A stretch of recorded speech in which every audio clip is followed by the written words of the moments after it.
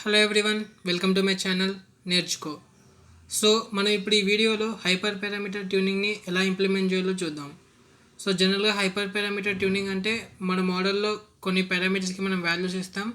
So అప్పుడు మన మోడల్లో దాని మీద ట్రైన్ అయ్యి మనకి యాక్యురసీ వస్తుంది. సో యాక్యురసీని ఇంప్రూవ్ చేసుకోవడానికి మనం ఆ పారామీటర్ వాల్యూస్ని డిఫరెంట్గా పెట్టి చెక్ చేస్తాం. సో మనం హైపర్ పారామీటర్ ట్యూనింగ్ చేయడానికి 2 మెథడ్స్ ఉన్నాయి. ఒకటేమో గ్రిడ్ సెర్చ్ సివి, ఇంకోటేమో randomised search CV.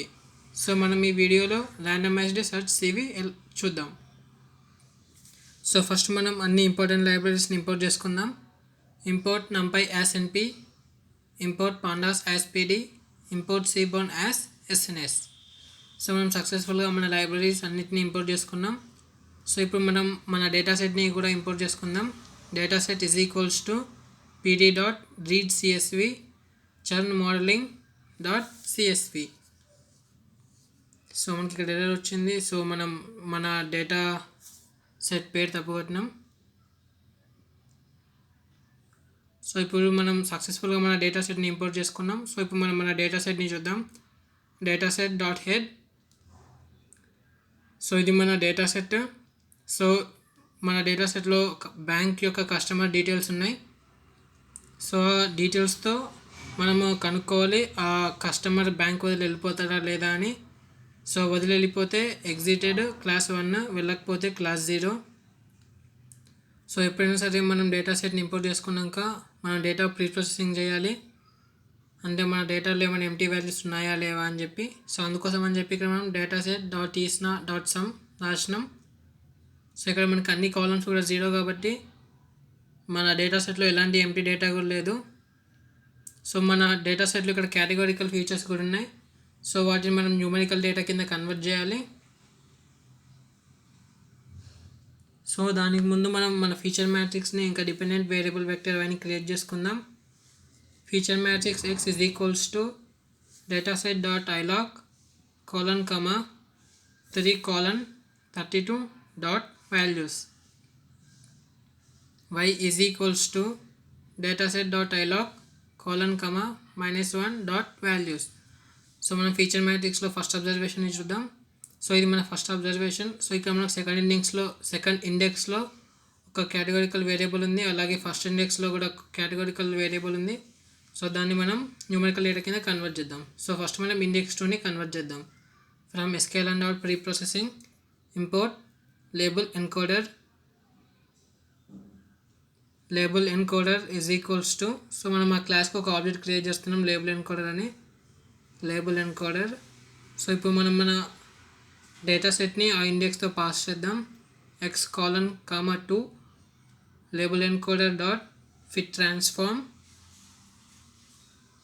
Label encoder dot fit transform of x:2. So ఇప్పుడు మనం ఈ సెల్ని రన్ చేద్దాం. అలాగే మనం ఫస్ట్ అబ్జర్వేషన్ని చెక్ చేద్దాం. సో మనము న్యూమరికల్ డేటా కింద కన్వర్ట్ చేసినామా లేదా అని. సో ఇక్కడ మనం ఫీమేల్ని 0 క్లాస్కి కన్వర్ట్ చేసినాం, మేల్ని క్లాస్ 1కి కన్వర్ట్ చేసినాం. సో అలాగే ఇప్పుడు మనం మన జాగ్రఫీ కాలంని కూడా న్యూమరికల్ డేటాకి కన్వర్ట్ చేద్దాం. సో దానికోసం మనం ఇప్పుడు కాలం ట్రాన్స్ఫార్మర్ ఇంకా 1 హాట్ ఎన్కోడర్ యూస్ చేస్తున్నాం. సో దానికి మనం లేబుల్ ఎన్కోడర్ ఎందుకు యూస్ చేయాలంటే లేబుల్ ఎన్కోడర్ యూస్ చేస్తే మనకి ఇలా వస్తుంది 0, 1, 2 అని. సో అప్పుడు మనం మెషిన్ లెర్నింగ్ మోడల్ ఏమనుకుంటుంది, 2 ఇండెక్స్ అన్నీ కూడా హై ప్రియారిటీ అనుకుంటుంది. సో మనకు అవన్నీ ఈక్వల్ ప్రియారిటీయే. సో 2 ఇండెక్స్ హై ప్రియారిటీ తీసుకోకుండా ఉండడానికి మనం కాలం ట్రాన్స్ఫార్మర్ ఇంకా 1 హాట్ ఎన్కోడర్ యూస్ చేస్తున్నాం. సో కాలం ట్రాన్స్ఫార్మర్ని మనం sklearn డాట్ కంపోజ్ మాడ్యూల్ నుండి ఇంపోర్ట్ చేసుకున్నాం. ఇంకా 1 హాట్ ఎన్కోడర్ని sklearn dot preprocessing module నుండి ఇంపోర్ట్ చేసుకున్నాం. ct is equals to column transformers is equals to encoder comma 1 hot encoder. So ఇప్పుడు మనం ఇక్కడ ఇండెక్స్ పాస్ చేస్తున్నాం మన డేటా సెట్లో. సో ఇండెక్స్ 1 అది జాగ్రఫీది comma remainder is equals to pass through.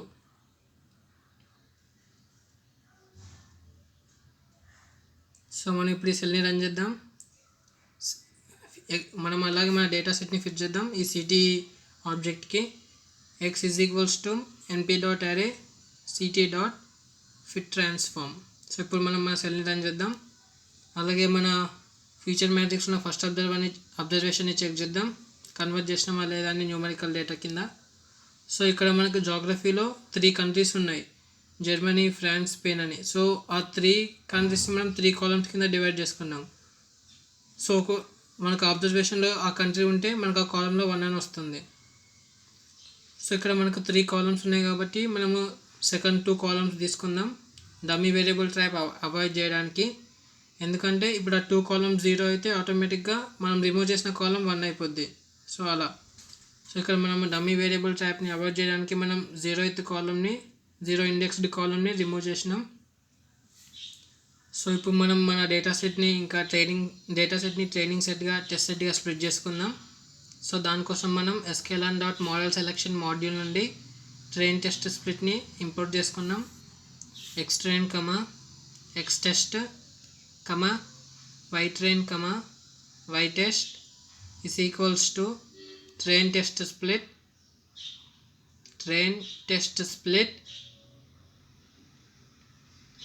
x, y test size is equals to 0.2, random state is equals to 0. So ఇక్కడ నేను టెస్ట్ డేటా సైజ్ని 20% of the total data set అనుకున్నా, అందుకని చెప్పి 0.2 తీసుకున్నా. సో మనం సక్సెస్ఫుల్గా మన డేటా సెట్ని ట్రైనింగ్ సెట్గా, టెస్ట్ సెట్గా స్ప్లిట్ చేసుకున్నాం. సో ఇప్పుడు మనము ఇక్కడ XGBoost క్లాసిఫైయర్ తీసుకుంటున్నాం. సో జనరల్గా XGBoost అనేది ఒక మంచి మోడల్, ఎలాంటి డేటాకైనా కూడా బాగా పనిచేస్తుంది. సో మనం XGBoost అంటే ఏంటో బ్రీఫ్గా తెలుసుకుందాం. సపోజ్ ఇప్పుడు మనం మన డేటా సెట్ని మనం ఫస్ట్ మోడల్కి ట్రైన్ చేసినాం. సో ఫస్ట్ మోడల్ మనకి ఒక 5 ఎర్రర్స్ ఇచ్చింది. సో ఆ 5 ఎర్రర్స్ని మనం సెకండ్ మోడల్కి ట్రైన్ చేస్తాం. సో దానివల్ల ఏంటంటే ఏవైతే ఎర్రర్స్ వస్తాయో అవి కలెక్ట్ చేసుకోగలుగుతాం. సో ఇది XGBoost overall idea. So XGBoost సింపుల్గా గుర్తుపెట్టుకోవాలంటే వీక్ లెర్నర్స్ని మనం స్ట్రాంగ్ లెర్నర్స్గా చేస్తాం. సో దాన్ని మనం XGBoost మాడ్యూల్ నుండి ఇంపోర్ట్ చేసుకుందాం. From XGBoost import XGB classifier.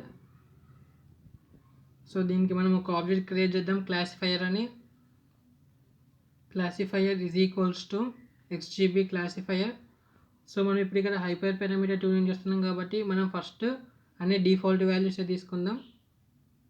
So అందుకని చెప్పి నేను పారాంథసిస్లో ఏ వాల్యూస్ కూడా హార్డ్ కోడింగ్ చేయలేదు. classifier.fit xtrain, ytrain. సో మనం ఇప్పుడు సెల్ని రన్ చేద్దాం. సో ఇక్కడ మనం అన్నీ కూడా డిఫాల్ట్ వాల్యూస్ తీసుకున్నాం. Base score 0.5, booster GB3, learning rate 0.1, gamma 0, max depth 3, minimum child weight 1 అని. సో ఇక్కడ ఇప్పుడు మనం మోడల్ని సక్సెస్ఫుల్గా ట్రైన్ చేసినాం. అలాగే ఇక్కడ మనం XGB క్లాసిఫైయర్లో అన్నీ కూడా డిఫాల్ట్ వాల్యూస్ తీసుకున్నాం. సో నెక్స్ట్ మనం హైపర్ పారామీటర్ ట్యూనింగ్ చేస్తున్నప్పుడు మనం ఆ వాల్యూస్ చేంజ్ చేస్తూ చెక్ చేద్దాం. సో దానికన్నా ముందు మనం ప్రెడిక్టెడ్ రిజల్ట్స్ ఏంటో చెక్ చేద్దాం. ypred is equals to classifier.predict xtest. So మనం ఇప్పుడు సెల్ని రన్ చేద్దాం. సో సక్సెస్ఫుల్గా మనం ప్రెడిక్టెడ్ రిజల్ట్స్ని క్యాలిక్యులేట్ చేసినాం. సో ఇప్పుడు మనం యాక్యురసీ స్కోర్తో మన మోడల్ యొక్క యాక్యురసీ ఏంటో క్యాలిక్యులేట్ చేద్దాం. సో మనం యాక్యురసీ స్కోర్ని sklearn.metrics మాడ్యూల్ నుండి ఇంపోర్ట్ చేసుకుందాం. From sklearn.metrics import accuracy score. So ఇప్పుడు మనం మన యాక్యురసీ స్కోర్ని ప్రింట్ చేద్దాం. Print the accuracy score of our model is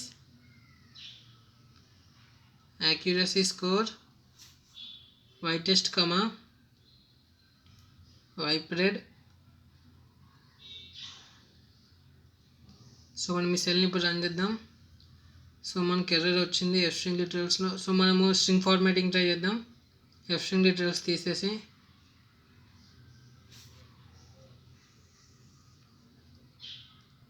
so మన స్ట్రింగ్ ఫార్మాట్లో మనకు ప్రింట్ అవ్వలేదు, ఎందుకంటే మనం అక్కడ ఆ వాల్యూని పాస్ చేయలేదు కాబట్టి. సో ఆ వాల్యూని పాస్ చేద్దాం. The accuracy score of our model is curly braces. So ఇప్పుడు మనకు మన యాక్యురసీ వస్తుంది. సో మన యాక్యురసీ వచ్చేసి 86%. సో ఇప్పుడు మనం మన యాక్యురసీతో సాటిస్ఫై కాకపోతే, ఇంకా మన మోడల్ బాగా ప్రెడిక్ట్ చేయాలంటే మనము హైపర్ పారామీటర్ ట్యూనింగ్ చేస్తాం. సో ముందుగా చెప్పినట్టు హైపర్ పారామీటర్ ట్యూనింగ్లో 2 మెథడ్స్ ఉన్నాయి, ర్యాండమైజ్డ్ సెర్చ్ సివి, ఇంకా గ్రిడ్ సెర్చ్ సివి. సో మనం ఈ వీడియోలో ఎస్పెషల్గా ర్యాండమైజ్డ్ సెర్చ్ సివిని ఇంప్లిమెంట్ చేస్తున్నాం.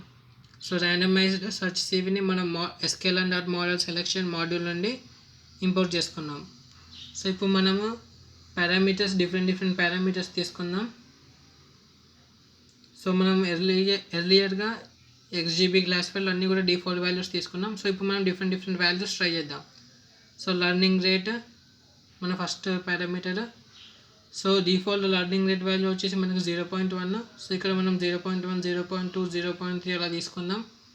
0.1, 0.15, 0.2, 0.25, 0.3.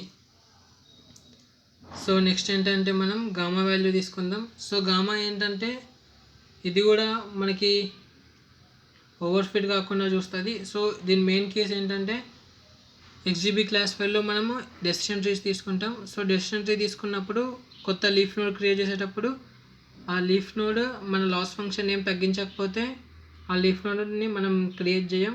సో దానికోసం అని చెప్పి మనం ఇక్కడ గామా పారామీటర్ వాడతాం. సో దాని వాల్యూస్ కూడా 0 to 1 మధ్యలో ఉంటాయి. సో ఇక్కడ మనం డిఫాల్ట్ వాల్యూ వచ్చేసి గామాకి 0. సో ఇక్కడ మనం 0, 0.1, 0.2, 0.3, 0.4 తీసుకున్నాం. సో మ్యాక్స్ డెప్త్ అనేది ఏంటంటే మన డెసిషన్ ట్రీ యొక్క డెప్త్ అంటే height of the tree. So default value max డెప్త్కి 3. సో ఇక్కడ మనం 3, 4, 5, 6, 7 తీసుకున్నాం. అంటే మ్యాక్స్ డెప్త్ డెసిషన్ ట్రీకి 3 ఉండొచ్చు, 4 ఉండొచ్చు, 5 ఉండొచ్చు, 6 ఉండొచ్చు, 7 ఉండొచ్చు అని. అలాగే మినిమం చైల్డ్ వెయిట్కి పారామీటర్స్ మనం ఒక 1, 2, 3, 4, 5 తీసుకున్న వల్ల. సో డిఫాల్ట్ వాల్యూ వచ్చేసి మనకి ఇక్కడ minimum child with default value minimum child వెయిట్కి 1. సో మనం డిఫరెంట్ వాల్యూస్ ట్రై చేస్తున్నాం. 1, 2, 3, 4, 5, 6 అని. సో మనం ఇప్పుడు ఈ సెల్ని రన్ చేద్దాం. సో మనం పారామీటర్స్ని సక్సెస్ఫుల్గా క్రియేట్ చేసుకున్నాం. సో ఇప్పుడు మనం ర్యాండమైజ్డ్ సెర్చ్ సివికి ఆబ్జెక్ట్ క్రియేట్ చేద్దాం. Random CV is equals to randomized search CV. So ఇక్కడ ఎస్టిమేటర్ అనేది మోడల్ యొక్క ఆబ్జెక్ట్. సో మనం క్లాసిఫైయర్ తీసుకున్నాం ఎర్లీగా. Estimator is equals to classifier. Param distributions is equals to parameters. So మనం పారామీటర్ డిక్షనరీ క్రియేట్ చేసిన ముందు. సో నెక్స్ట్ మనం ఏం తీసుకుందాం, సివి తీసుకుందాం. CV is equals to 10. So CV ఏంటంటే careful cross valuations. So number of poles మనం ఇక్కడ 10 తీసుకున్నాం. N jobs is equals to -1. So N jobs ఏంటంటే ప్యారలల్ కంప్యూటేషన్ కోసం.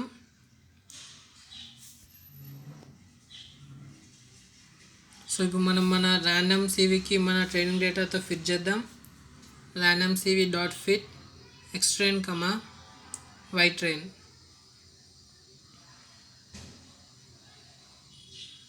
సో ఇది అన్ని పాసిబుల్ వాల్యూస్ మీద చెక్ చేయాలి కాబట్టి కొద్ది టైం పడుతుంది. సో మనం సక్సెస్ఫుల్గా ట్రైన్ చేసినాం ర్యాండమ్ సివి మీద. సో ఇప్పుడు మనం మన బెస్ట్ ఎస్టిమేటర్ ఏంటిది, బెస్ట్ స్కోర్ ఏంటిది, బెస్ట్ పారామీటర్స్ ఏంటిదో చెక్ చేద్దాం. Random CV dot best estimator.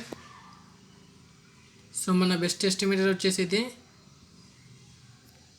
XGB classifier, base score 0.5, booster is equals to GB tree, gamma value 0.1, learning rate 0.1.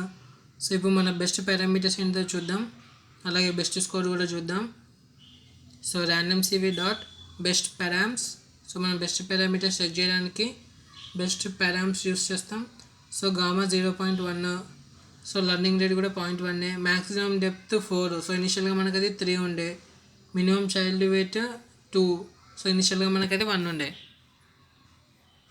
So ఇప్పుడు మనం బెస్ట్ స్కోర్ చూద్దాం ఏమైనా యాక్యురసీ ఇంప్రూవ్ అయిందా లేదా అని. So random CV dot best score. So ఇనిషియల్గా మన accuracy వచ్చేసి 86% ఉంది, 0.8645. సో ఇప్పుడు మన యాక్యురసీ 0.8652 అంటే చాలా తక్కువ ఇంప్రూవ్ అయింది.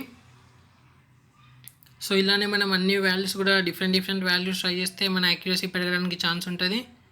So thank you for watching. Like, share and subscribe to the channel.